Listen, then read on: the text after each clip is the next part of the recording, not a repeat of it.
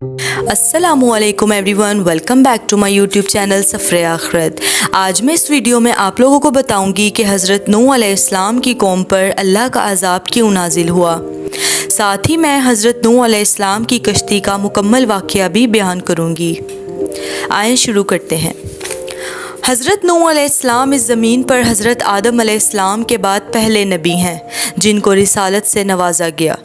حضرت آدم علیہ السلام کی وفات اور حضرت نوح علیہ السلام کی ولادت کا حساب بمطابق کرنا بھی چاہیں تو کامیاب نہ ہو سکیں گے، اس لیے کہ حضرت آدم علیہ السلام اور حضرت نوح علیہ السلام کے درمیان جو مدت گزری اس پر علماء کے فیصلے ہیں اکثر شک پر مبنی ہیں۔ حضرت نوح علیہ السلام کی نبوت سے پہلے تمام قوم خدا کی توحید اور صحیح مذہبی روشنی سے یکسر ناآشنا تھی اور حقیقی خدا کی جگہ خود ساختہ بتوں نے لے لی تھی۔ وہ غیر اللہ کی پرستش میں مگن تھے۔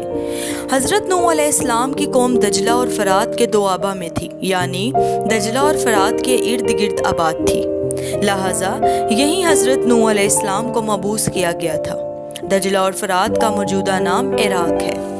حضرت نوح علیہ السلام نے اپنی قوم کو راہ حق کی طرف پکارا اور سچے مذہب کی دعوت دی، لیکن قوم نے نہ مانا اور نفرت اور حقارت کے ساتھ انکار پر اصرار کیا اور اپنی ضد ہر درمی پر قائم رہے اور وحدانیت کی طرف آنے ایک خدا کو ماننے کی بجائے انہوں نے بت پرستی کو ترجیح دی۔ حضرت نوح علیہ السلام کی تبلیغ کے نتیجے میں صرف کمزور غریب افراد آپ کی طرف مائل اور متوجہ ہوئے۔ حضرت نوح علیہ السلام نے اپنی قوم کے سرداروں کو مخاطب کرتے ہوئے ارشاد فرمایا، میں تمہارے پاس خدا کی ہدایت کا ایک پیغام لے کر آیا ہوں، نہ میں غیب جانتا ہوں نہ میں فرشتہ ہوں، میں بس خدا کا ایک برگزیدہ پیغمبر ہوں۔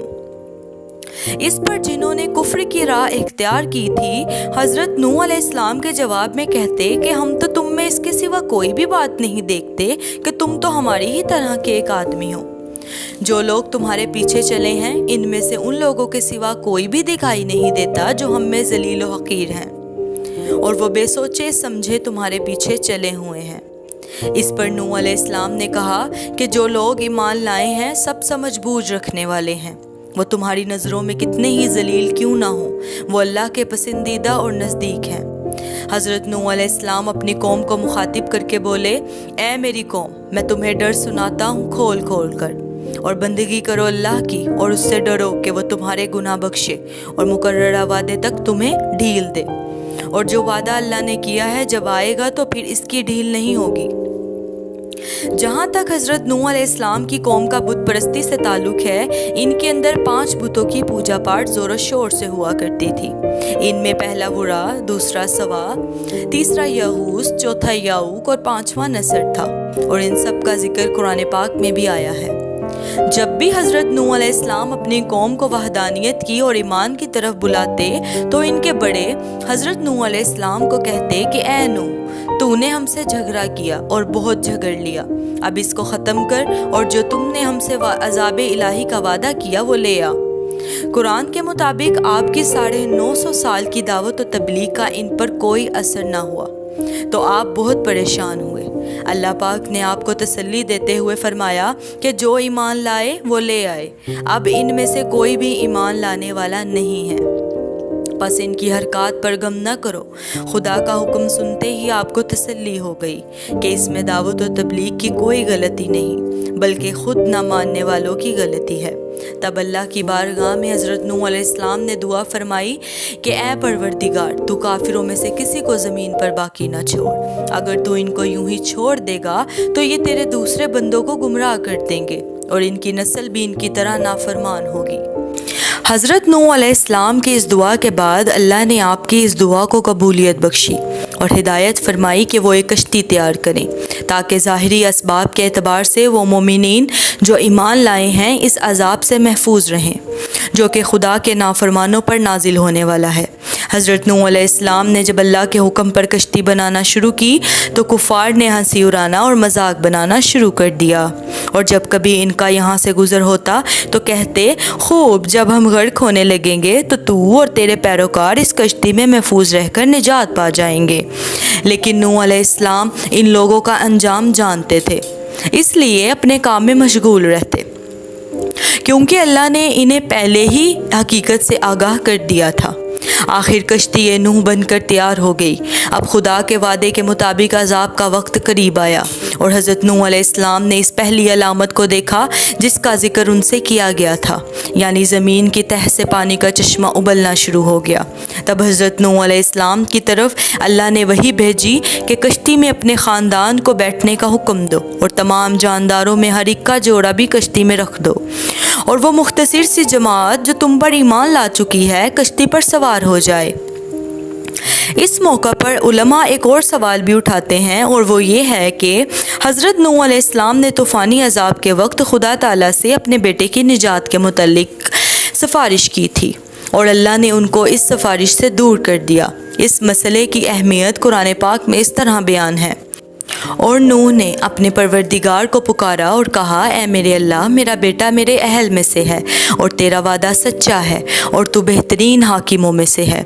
अल्लाह ने फरमाया कि ए नूह, वो तेरे अहल में से नहीं है, वो बदकिरदार है, बस तुझको ऐसा सवाल नहीं करना चाहिए जिसका तुझको इल्म ना हो। इस पर नूह अलैहिस्सलाम ने अपनी गलती का एतराफ़ किया और अल्लाह से माफ़ी मांगी और रहमत की तलब की।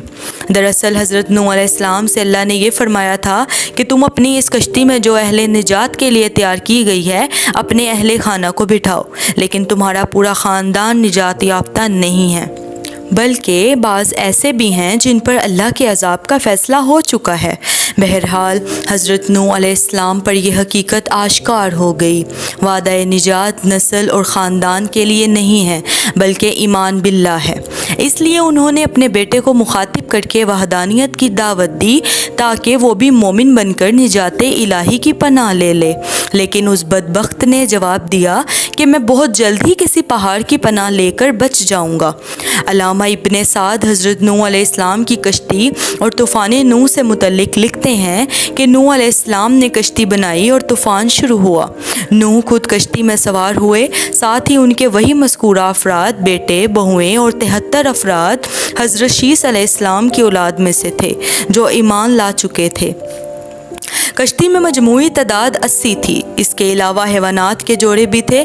ये कश्ती 300 हाथ लंबी, 50 हाथ चौड़ी और 30 हाथ ऊंची थी। हाथ का पैमाना हज़रत नूह अलैहिस्सलाम के परदादा के हाथ के मुताबिक था। पानी से ये कश्ती 6 हाथ बाहर निकली हुई थी। अल्लामा इब्ने साद ये भी लिखते हैं कि अल्लाह ने 40 दिन तक रात दिन पानी बरसाया। कश्ती 6 माह में तमाम ज़मीन का दौरा पूरा करने में कामयाब हुई और कहीं ना ठहरी। यहाँ तक मक्का में हरम तक पहुँची मगर उसके अंदर तक ना गई। अल्लामा मज़ीद ये भी लिखते हैं कि कश्ती हरम के बाद अपने सवारों के लिए कोहिस्तानी अरारात की तरफ बढ़ी। जब कश्ती ने 6 माह का सफ़र पूरा कर लिया तो जोदी पर आकर ठहर गई, जो कि कोहिस्तानी अरारात की चोटी का नाम है। और इसी के बाद अल्लाह ने ज़मीन और आसमान को हुक्म जारी किया कि ए ज़मीन अपने पानी को निगल जा और ए आसमान रुक जा।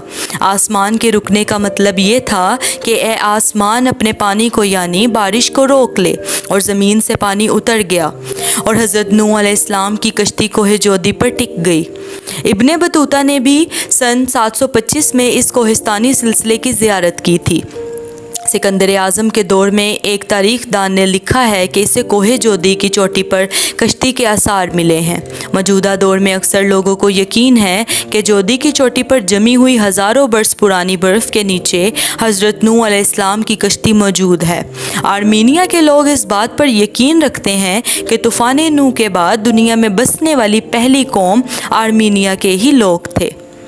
मज़ीद ऐसी वीडियोज़ के लिए मेरे चैनल को लाइक, सब्सक्राइब एंड शेयर करें। Thank you so much.